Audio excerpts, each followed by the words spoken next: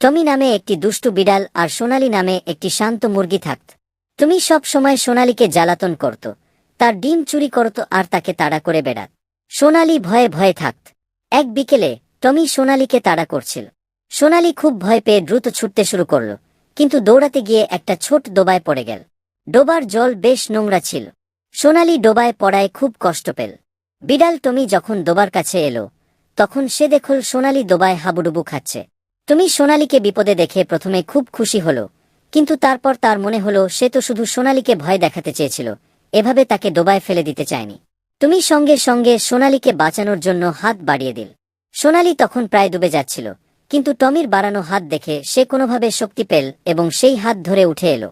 জল থেকে উঠে এসে সোনালি দেখল টমি তার হাত বাড়িয়ে তাকে সাহায্য করছে। এই অপ্রত্যাশিত সাহায্য দেখে সোনালি অবাক হয়ে গেল।